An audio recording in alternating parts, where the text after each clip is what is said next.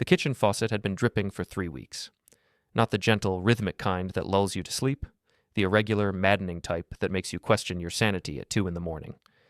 I'd been meaning to fix it, but between deadlines at the engineering firm and Nora's increasingly erratic behavior, home repairs had taken a back seat. I was elbow deep under the sink, wrench in hand, when she walked in. Her footsteps were different, hesitant, like she was approaching a wild animal. In the reflection of the chrome pipe, I could see her pale face, hands trembling as she gripped the door frame. "Jack, I need to tell you something." The wrench slipped, and I banged my knuckle against the shut-off valve. "Can it wait? I'm trying to stop this thing from turning our water bill into a mortgage payment." "No, it can't wait." Something in her voice made me slide out from under the sink. Nora stood there in her real estate blazer, the navy blue one she wore to close big deals. Her usually perfect blonde hair was disheveled, and her mascara had smudged slightly under her left eye. "I'm pregnant," she said, the words falling like stones into still water. 11 weeks. For a moment, the only sound was that infernal drip. I set the wrench down carefully, buying myself time to process what should have been joyful news. We'd been trying for 2 years, through fertility specialists and ovulation calendars, and enough disappointment to fill Lake Michigan. I started, then noticed she wasn't smiling. "That's wonderful, isn't it?" Nora's composure cracked like ice on a warm day. "It's Tommy's." My brother's name hit me like a physical blow. Tommy Brennan, my half-brother from my father's second marriage, the charming failure who borrowed money he never repaid and told stories that got better with each retelling. "What do you mean, it's Tommy's?" She reached into her purse and pulled out a folded piece of paper, unfolding it with the precision of someone who'd rehearsed this moment. "March 15th, the Marriott downtown. March 22nd, that conference in Springfield. April 3rd, the Riverside Inn." Each date was a knife twist. The Marriott was the night I'd worked late on the Henderson project. Springfield was when she'd claimed a weekend retreat with her sister. The Riverside Inn, I remembered that one. I'd been home with food poisoning while she attended a networking event. "You made a list," I said, my voice sounding foreign to my own ears. I wanted to be honest about everything. Complete transparency. Complete transparency, like she was presenting a quarterly sales report instead of demolishing our marriage with surgical precision. The front door opened, and Tommy's voice echoed through the hallway. "Nora, you told him yet?" He appeared in the kitchen doorway, overnight bag in hand, wearing that crooked smile that had charmed teachers, employers, and apparently my wife. At 34, Tommy still looked like the college quarterback he'd never quite been, tall, broad-shouldered, with prematurely gray hair that somehow made him look distinguished instead of old. "Perfect timing," I said. "Let me guess. You're here to explain how this is all for the best." Tommy set his bag down and spread his hands in a gesture of false humility. "Look, Jack, nobody planned this. But now that it's happened, we need to think about what's right for the child." "The child," I repeated the words, trying to make them feel real. "Your child." "Our child," Nora corrected softly. The kitchen suddenly felt too small, the walls pressing in like a trash compactor. These two people, my wife of 8 years and my brother, stood there looking at me with expressions of carefully practiced concern, as if I were the problem that needed solving. "So what's the plan?" I asked. "You two ride off into the sunset, and I just..." "What? Send Christmas cards?" Tommy shifted uncomfortably. "Actually, we were hoping you'd consider letting us stay here, for a while anyway. The baby should grow up in the family home." "The family home?" "The 3-bedroom colonial that my grandfather built in 1952, that my father had left to me in his will specifically because Tommy had already blown through his inheritance on a series of failed business ventures." "You want me to give you my house?" "Not give," Nora said quickly. "We'd handle the mortgage payments, the utilities, everything. You could find an apartment in town, start fresh. It would be better for everyone." Better for everyone. I looked at these two people who'd systematically betrayed me, who'd planned this conversation down to the talking points, and felt something cold settle in my chest. Not anger. Anger was too hot, too immediate. This was something else entirely. "I need some time to think," I said. Tommy's smile widened. "Of course. This is a lot to process. Take all the time you need." They exchanged a look, quick, satisfied, like conspirators who'd just pulled off a heist. They thought they'd won. They thought guilt and shock had broken me. They were wrong. After they left to give me space, I sat in my workshop behind the garage, surrounded by the tools and projects that had always been my refuge. The workbench was scarred from years of use, covered with half-finished repairs and engineering sketches. This was where I came to think, to solve problems that had clear solutions. I opened the old filing cabinet in the corner and pulled out a folder marked Property Documents. Inside were the original deed to the house, my father's will, and several other papers I'd kept for sentimental reasons. But sentiment was a luxury I could no longer afford. The deed was in my name alone. Nora had never been added, despite her hints over the years. My father, in his wisdom, had structured his will to prevent exactly this kind of situation. The house could only be transferred to another Brennan, or sold to a third party. Tommy, as a Brennan, qualified, but there were other options. I pulled out my phone and scrolled through my contacts until I found the number for Marcus Webb, a lawyer I'd known since high school. Marcus specialized in real estate law and had helped me navigate the probate process when my father passed. "Jack Brennan," Marcus said when he answered. "How's the domestic engineering business?" "Complicated. I need some advice about property transfers, hypothetically speaking." "Hypothetical advice is the best kind. What's the situation?" "Say someone wanted to sell their house but maintain some control over what happened to it. What would be the cleanest way to do that?" Marcus was quiet for a moment. "Shell company. Create an LLC, transfer the property to the company, then lease it back to whoever you want to control it. Gives you flexibility and legal distance." "How long would something like that take to set up?" "If you're motivated, a week, maybe 2. Jack, is everything all right?" "Just exploring options. I'll call you tomorrow if I decide to move forward." After hanging up, I sat in the growing darkness of the workshop, listening to the familiar sounds of the neighborhood settling in for the night, Mrs. Peterson's dog barking at shadows, the distant hum of traffic on Route 9. The life I'd built here, piece by piece, year by year. Tommy and Nora thought they'd cornered me. They'd presented their betrayal like a business proposition, expecting me to roll over and accept their terms. But they'd forgotten something important about me. I was an engineer. When I saw a problem, I didn't just accept it, I solved it. The next morning, I found them in the kitchen, sharing coffee and making plans. They'd slept in the guest room, and seeing them there together, comfortable and domestic, should have hurt more than it did. Instead, it clarified things. "I've made a decision," I announced. They looked up expectantly, hope and anxiety mixing in their expressions. "I'll sell you the house," I said. "Fair market value, no family discount. You can arrange your own financing." Tommy's face fell. "Jack, be reasonable. We don't have that kind of money liquid. The real estate market is... Then I'll sell it to someone else." Nora reached across the table and touched my hand. "Jack, please, think about what's best for the baby." I pulled my hand away gently. "I am thinking about the baby. Children need stability, security. They need parents who can provide for them." I looked directly at Tommy. "Can you provide for them, Tommy? Because your track record suggests otherwise." Tommy's jaw tightened. "That's not fair. I've had some setbacks, but the restaurant in Portland, the import business, the cryptocurrency thing. Should I keep going?" Those were learning experiences. Expensive ones, especially for the people who invested in them. The room fell silent except for the coffee makers gurgling. I could see them recalculating, trying to figure out how to salvage their plan. "What if we worked something out?" Nora suggested. "A lease-to-own arrangement? We could make monthly payments until we've covered the full value." I pretended to consider this. That could work, but I'd need guarantees, insurance, protection for my investment. "Of course," Tommy said quickly. "Whatever you need." "Good. I'll have my lawyer draw up the papers. In the meantime, you're welcome to stay in the guest room while we work out the details." They exchanged another look. Relief this time. They thought they'd negotiated their way out of trouble. They thought I was being reasonable, even generous. They had no idea what reasonable looked like. The next 2 weeks passed in a blur of legal documents and careful planning. I told Marcus Webb enough of the truth to get his help without revealing the full scope of what I had in mind. As far as he knew, I was going through a divorce and wanted to protect my assets. Not technically a lie. The LLC formation was surprisingly straightforward. Brennan Holdings, LLC, became the official owner of 47 Maple Street, with me as the sole managing member. The transfer looked like a legitimate sale to anyone who didn't dig too deep into the corporate structure.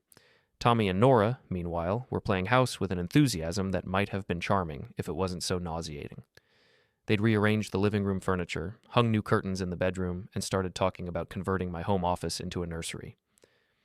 "We should probably repaint," Nora said one evening, gesturing at the sage green walls I'd carefully chosen 2 years earlier.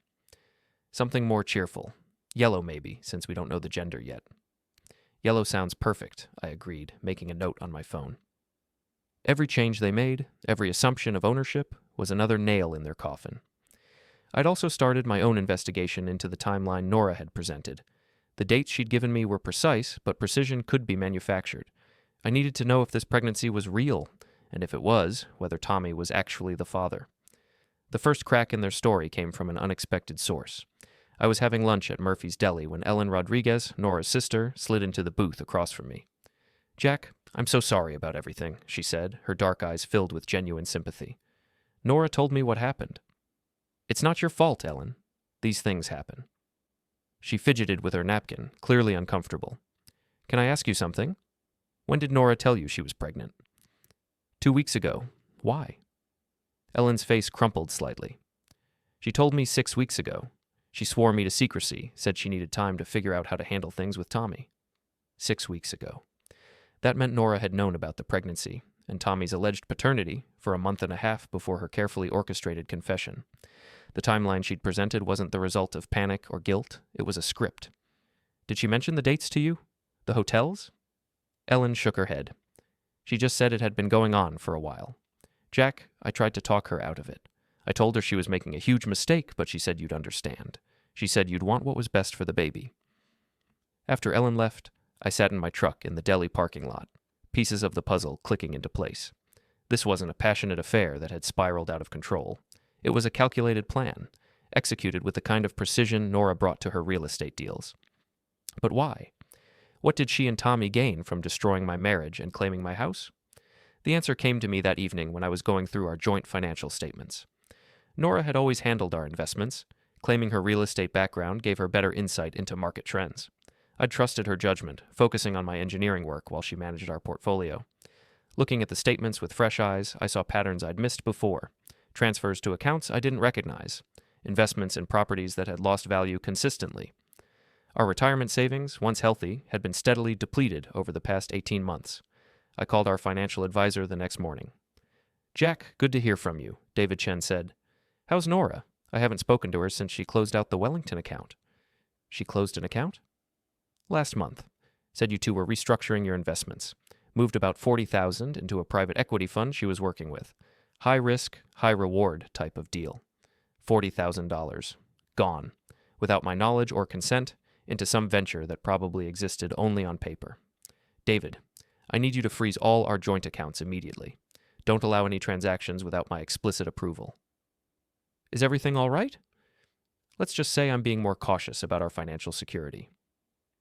After hanging up, I sat back in my office chair, staring at the ceiling. The picture was becoming clearer. Nora and Tommy hadn't just betrayed me personally, they'd been systematically looting our assets. The pregnancy, real or fabricated, was their exit strategy.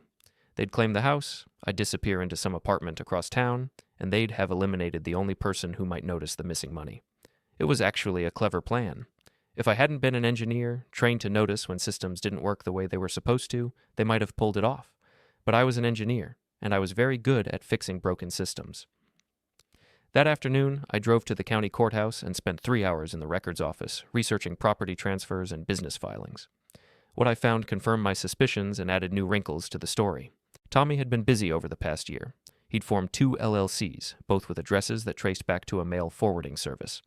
He'd also filed incorporation papers for something called Riverside Development Group, listing himself as president and Nora as vice president. Riverside Development, the same name as the inn where Nora claimed one of their encounters had taken place.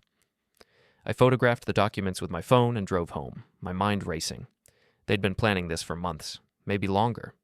The affair story was just cover for a more elaborate scheme. But I still needed proof of the financial fraud, and I needed to know if the pregnancy was real. The first question was easier to answer. That evening, while Tommy and Nora were out at what they claimed was a doctor's appointment, I went through Nora's home office. Her computer was password protected, but she'd always used the same password for everything, our wedding date followed by her maiden name. Her email account was a treasure trove, months of correspondence with Tommy about investment opportunities and property development deals. References to accounts I'd never heard of, and meetings I'd never been told about. Most damning of all, a series of emails discussing how to handle Jack when the time came to restructure the partnership. I forwarded the most incriminating messages to a new email account I'd created, then deleted the forwarded items from Nora's sent folder. Let them think their secrets were still safe. The pregnancy question was trickier. I couldn't exactly demand a paternity test without revealing my hand, but I could observe, and I could ask the right questions. When they returned from their supposed appointment, I was waiting in the living room with a bottle of champagne. "What's this for?" Nora asked, eyeing the bottle suspiciously. "To celebrate. I realized I've been handling this all wrong. You're going to have a baby. That's wonderful news. I should be supporting you, not making things difficult." Tommy relaxed visibly. "That means a lot, Jack. I know the situation isn't ideal, but we're family." "Exactly. Family supports each other." I popped the cork and poured 3 glasses. "To new beginnings." We clinked glasses, and I watched as Nora lifted hers to her lips, then hesitated. "Actually, I probably shouldn't," she said. "The doctor said to avoid alcohol completely during the first trimester." "Of course. How thoughtless of me." I set her glass aside. "How did the appointment go? Everything developing normally?" "Perfect," Tommy said quickly. "The doctor said everything looks great." "Which doctor are you seeing? I'd like to send flowers to the office. Thank them for taking such good care of you." Nora and Tommy exchanged a glance. "Dr. Morrison at Women's Health Associates," Nora said, "but that's really not necessary." "Dr. Morrison." I made a mental note to verify whether such a person existed. "When's the next appointment? I'd love to come along, hear the heartbeat." "Oh, that's sweet," Nora said, "but it's still early. Maybe in a few weeks?" "A few weeks? Always a few weeks. Everything was always just out of reach, just far enough in the future to avoid immediate verification. I was beginning to suspect there was no pregnancy at all. The next morning, I called Women's Health Associates. They had no Dr. Morrison on staff and no patient named Nora Brennan in their system. I hung up the phone and smiled for the first time in weeks. They'd made a mistake, a small one, but in engineering, small mistakes often led to catastrophic failures. It was time to start building my own catastrophe. I spent the next week playing the role of the supportive, if wounded husband. I asked about morning sickness, offered to cook foods that wouldn't trigger nausea, and suggested we start looking at baby furniture. Tommy and Nora seemed to relax into the deception, their guard dropping as they convinced themselves I'd accepted their story. Meanwhile, I was methodically documenting everything: bank records, email communications, property filings, and most importantly, the inconsistencies in their pregnancy narrative. Every lie was a thread I could pull when the time came to unravel their scheme. The breakthrough came on a Thursday afternoon when I was reviewing our insurance policies. Nora had made changes to our life insurance 6 months earlier, adding Tommy as a secondary beneficiary. The primary beneficiary was still listed as Nora, but if something happened to both of us, Tommy would inherit $2 million. $2 million was a powerful motive for almost anything. I called our insurance agent, pretending to want clarification about the policy terms. "The change was Nora's idea," Jennifer Walsh explained. "She said you two were updating your estate planning to include extended family. Very thoughtful, really. Most people don't think about secondary beneficiaries." "Did she mention why Tommy specifically?" "She said he'd been having financial difficulties, and you wanted to make sure he'd be taken care of if something happened to you both. Honestly, Jack, it spoke well of your character." My character. I wondered what Jennifer would think of my character when this was all over. That evening I suggested we have dinner at Romano's, the Italian place where Nora and I had gone for our first anniversary. I wanted to test something. "This is nice," Nora said, settling into the booth we'd shared so many times before. "I've missed this. Missed us." "Have you?" I asked, cutting into my chicken parmesan. "Because I've been thinking about timeline and some things don't add up." Tommy tensed beside her. "What do you mean?" "Well, you said one of your encounters was in March, at that conference in Springfield. But I remember now. That's the weekend you helped your mother move into her new apartment. I have the photos on my phone from when you sent them to me." Nora's fork paused halfway to her mouth. That must have been a different weekend." "No, I'm pretty sure it was the same weekend. March 22nd, right? That's what you said." I pulled out my phone and scrolled through my photos. "Here we are. You sent this from your mom's kitchen. Time-stamped March 22nd at 2:30 p.m. The photo showed Nora and her mother surrounded by moving boxes, both wearing the kind of exhausted smiles that come after a long day of physical labor. There was no way she could have been in Springfield that day. "I must have gotten the dates confused," she said weakly. "Easy to do," I agreed. "Pregnancy brain, right? I read that's a real thing." Tommy jumped in. "It was probably a different weekend. We've been seeing each other for a while. The exact dates aren't important." "You're right, of course. The important thing is the baby. I raised my water glass in a toast. To the future. They drank, but I could see the worry in their eyes. I'd planted a seed of doubt about their story's credibility. Now I needed to water it. Over the next few days, I continued to poke gentle holes in their narrative. I mentioned running into the concierge from the Marriott, who didn't remember seeing Nora there in March. I brought up the Riverside Inn's renovation closure during the period when they claimed to have met there. Each contradiction was presented as casual conversation, but the cumulative effect was clear. They were scrambling to keep their story straight. The pressure finally got to Tommy on Sunday morning. I was in the kitchen making coffee when he cornered me, his usual charm replaced by barely controlled frustration. Look, Jack, I know you're upset about this whole situation, but the constant questions aren't helping anyone. I'm just trying to understand what happened. Is that wrong? You're trying to catch us in lies. I looked at him with what I hoped was wounded confusion. Tommy, you're my brother. Nora's my wife. Why would I want to catch you in lies? Because you can't accept that she chose me over you. There it was. The real Tommy, stripped of pretense and charm. The entitled child who'd never learned that wanting something didn't mean deserving it. Is that what this is about? Her choosing you? She's been unhappy for years, Jack.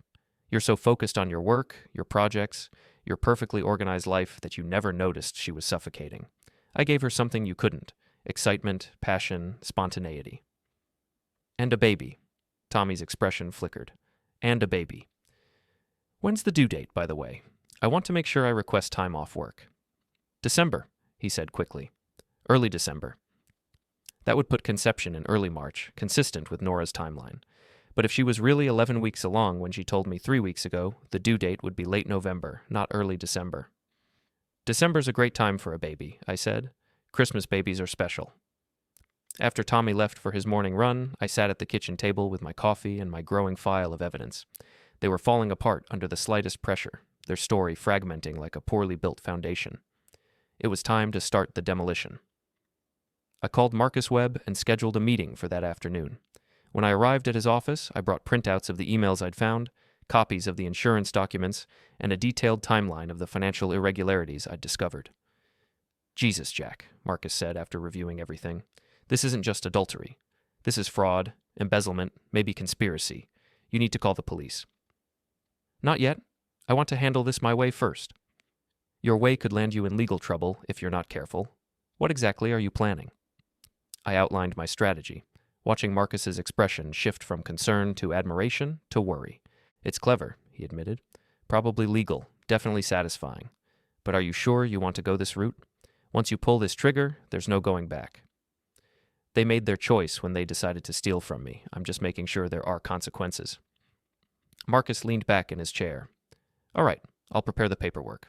But Jack, be careful. Cornered animals do unpredictable things. That evening, I put my plan into motion. I waited until Tommy and Nora were settled in the living room, watching a movie, before joining them with a bottle of wine and 3 glasses.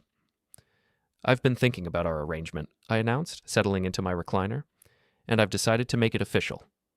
Nora muted the television. What do you mean? I mean I'm ready to transfer ownership of the house. No more lease to own, no more monthly payments. I want you two to have it free and clear. Tommy sat up straighter. That's incredibly generous. It's the right thing to do. The baby should grow up in a stable home without the uncertainty of rental agreements. I poured wine for Tommy and myself, sparkling cider for Nora. I've already had the papers drawn up. We can sign tomorrow. Jack, I don't know what to say, Nora said, tears forming in her eyes. This means everything to us. Family takes care of family, I replied, echoing Tommy's earlier words. I just have one request. Anything, Tommy said quickly. I'd like to throw a little housewarming party. Nothing fancy, just close friends and family. A chance for everyone to celebrate your new beginning. They agreed enthusiastically, probably seeing it as my final surrender to their version of events. They had no way of knowing that the papers I'd had drawn up were eviction notices, or that the party would be their public humiliation. Sometimes the best revenge was simply letting people destroy themselves in front of an audience. The party was scheduled for the following Saturday. I spent the week making preparations, sending invitations, and putting the final pieces of my plan into place. I also made one last attempt to verify whether Nora was actually pregnant. The opportunity came when she asked me to pick up her prescription from the pharmacy. I'd offered to run errands while she was feeling tired, another supposed pregnancy symptom that conveniently appeared whenever she wanted to avoid something. At the pharmacy, I asked to speak with the pharmacist privately. I'm worried about drug interactions, I explained. My wife is pregnant, and I want to make sure everything she's taking is safe. The pharmacist, a kind woman in her 50s, pulled up Nora's profile on her computer. Let's see. She's currently taking sertraline for anxiety and levothyroxine for thyroid function. Both are generally safe during pregnancy, though we'd want to monitor dosages. No prenatal vitamins, no folic acid supplements. Nothing that suggested she was actually preparing her body for pregnancy. Should she be taking prenatal vitamins? I asked. Absolutely. Most women start those as soon as they begin trying to conceive. I'm surprised her doctor hasn't recommended them yet. Maybe she forgot to mention it. I'll ask her to call the office. I left the pharmacy with confirmation of what I'd already suspected. There was no pregnancy. There never had been. The whole thing was an elaborate fiction designed to justify their betrayal and theft. On Saturday morning, I woke up early and spent an hour in my workshop making final preparations. I'd moved most of my important possessions out of the house over the past week, claiming I was decluttering to make room for baby furniture.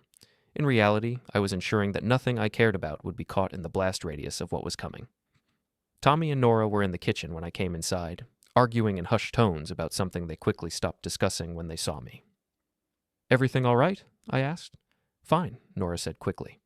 Just discussing last-minute party details. Great. The guests should start arriving around 2. I invited about 30 people, your family, my family, some friends from work, neighbors. Should be a nice crowd. Tommy looked uncomfortable. 30 people? That seems like a lot for a small gathering. Well, it's not every day my brother and wife start a new life together.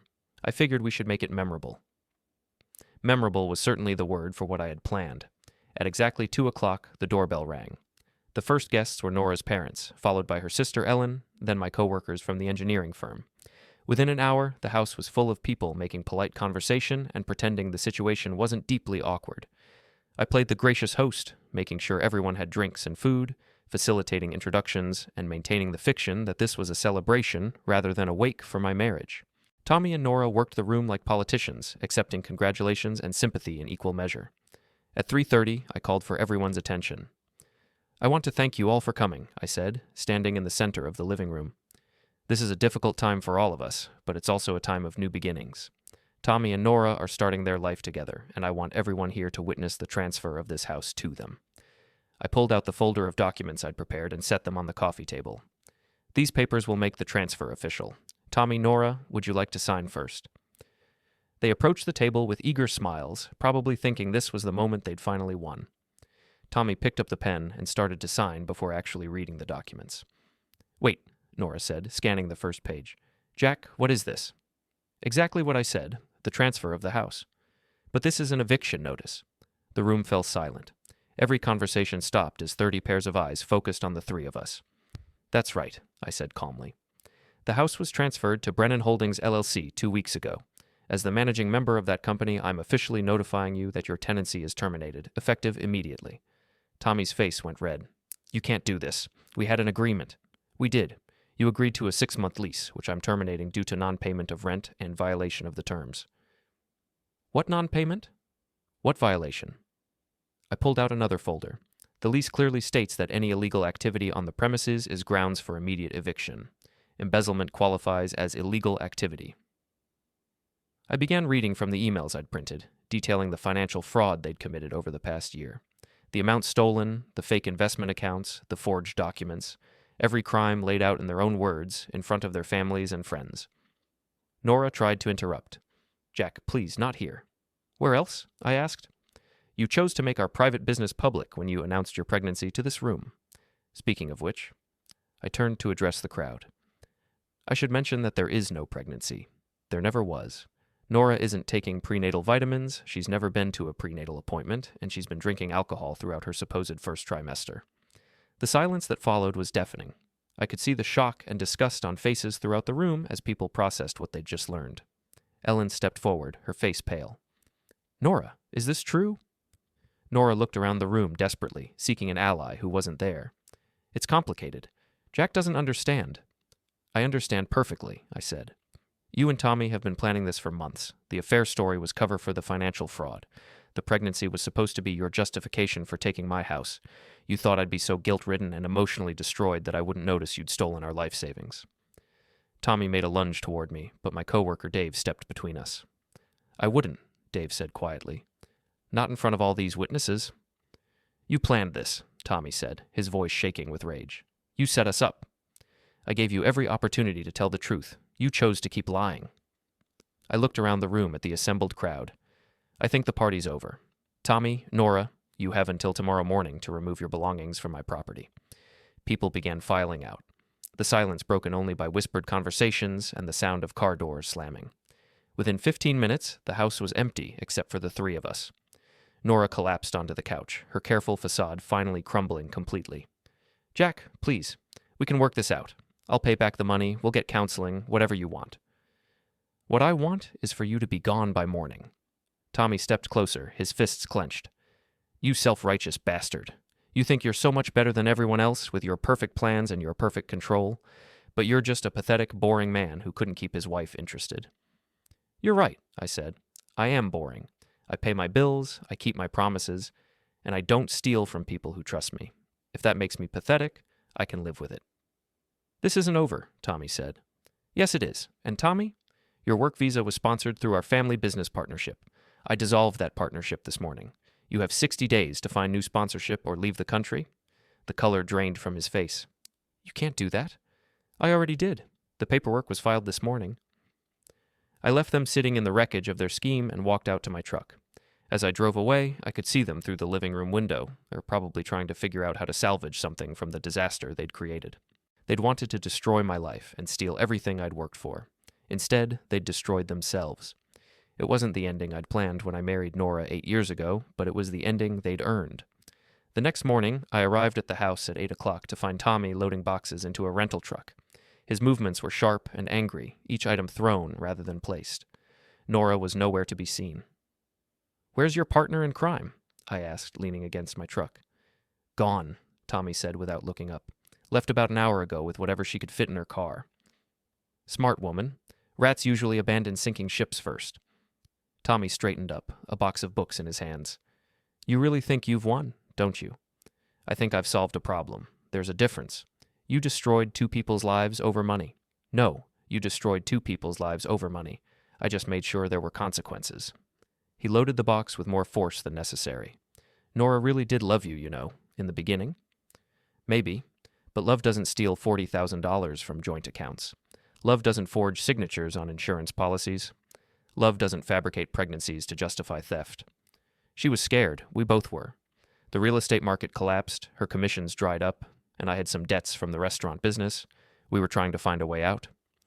There are legal ways out of financial trouble. Bankruptcy, debt consolidation, asking for help. You chose fraud instead. Tommy set down the box he was carrying and faced me directly. "You want to know the truth? Nora never wanted to hurt you. That was all my idea. I convinced her that you'd be better off without her, that you'd find someone who actually appreciated your boring, predictable life." "And you believed that?" "I believed she deserved better than a man who cared more about his workshop than his wife." I considered this for a moment. Maybe there was some truth in it. Maybe I had been neglectful, too focused on work and projects to notice my marriage deteriorating. But that didn't excuse what they'd done. Even if that's true, it doesn't justify stealing from me. "No," Tommy admitted. "It doesn't." We stood there in uncomfortable silence. 2 brothers who'd never really understood each other, now separated by a gulf that couldn't be bridged.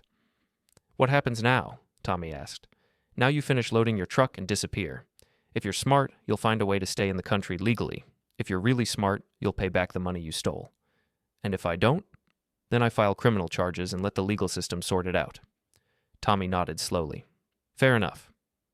He finished loading in silence while I watched from the porch. When the truck was full, he walked over to where I was standing. "For what it's worth, Jack, I am sorry. Not for getting caught, for doing it in the first place. You didn't deserve this." "No, I didn't. Will you tell Dad?" Our father had remarried when I was 12 and Tommy was 8. Despite the age difference and different mothers, we'd grown up as brothers. Our father, now in his 70s and living in Florida, would be devastated to learn what Tommy had done. "That's up to you," I said, "but he's going to find out eventually." Tommy climbed into the truck and started the engine. As he pulled away, he rolled down the window. Take care of yourself, Jack. You too. I watched until the truck disappeared around the corner, then walked through the empty house one last time. The rooms looked smaller without furniture, the walls marked with nail holes and scuff marks from 8 years of married life. In the kitchen, the faucet was still dripping. I got my tools from the workshop and fixed it properly this time, replacing the worn washers and tightening the connections until the flow was steady and sure. Some problems just needed the right attention to be solved permanently. Over the next month, I put the house on the market and found a buyer within 2 weeks.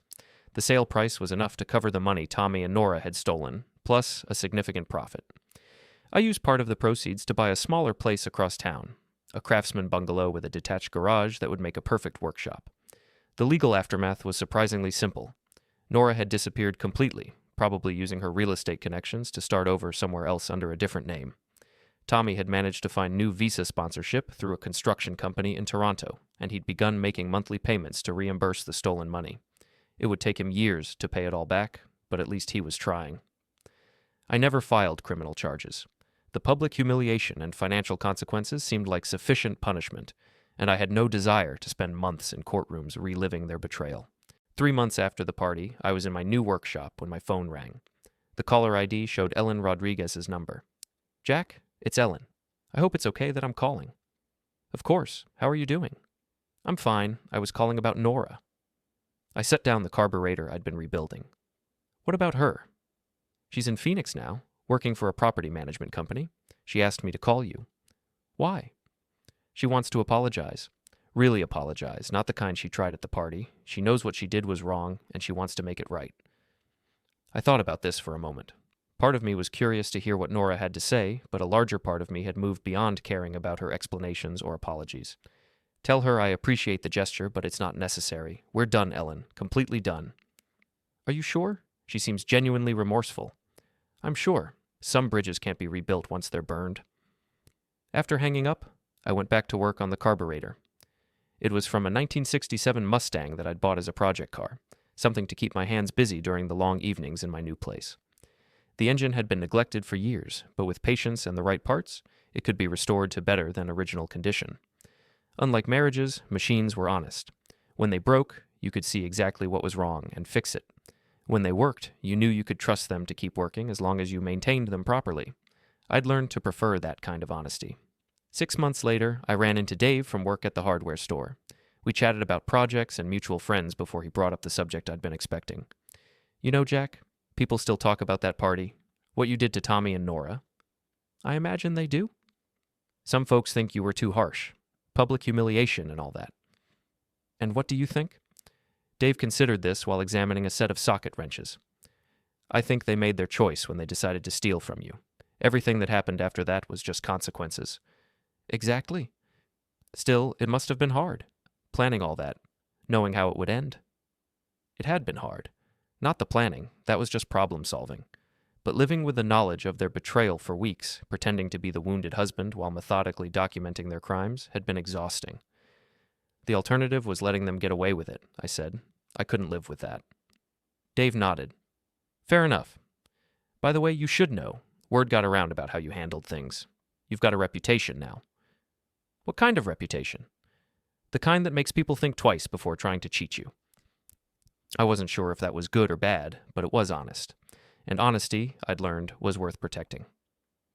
A year after the party, I was completely settled into my new life. The bungalow had become exactly what I'd hoped, a comfortable home with space for my projects and hobbies. I joined a classic car restoration club and made new friends who shared my interests. My work at the engineering firm was going well, and I'd even started dating again, though nothing serious yet. The Mustang was nearly finished, its engine purring with mechanical precision. I'd taken it to a few car shows where other enthusiasts admired the attention to detail and quality of the restoration. It felt good to create something beautiful and functional from something that had been broken and abandoned. On a warm Saturday afternoon, I was polishing the car's chrome bumpers when my neighbor, Mrs. Patterson, walked over with a pitcher of lemonade. That's a beautiful car, Jack, she said, pouring 2 glasses. You should be proud. Thank you. It's been a good project. My late husband would have loved it. He was always tinkering with engines in our garage. We sat on my front steps, drinking lemonade and watching the neighborhood kids play in the street. It was peaceful in a way my old life had never been. No hidden agendas, no carefully managed deceptions, just honest simplicity. "Can I ask you something?" Mrs. Patterson said after a while. "Sure." "Do you ever regret it? What happened with your wife and brother?"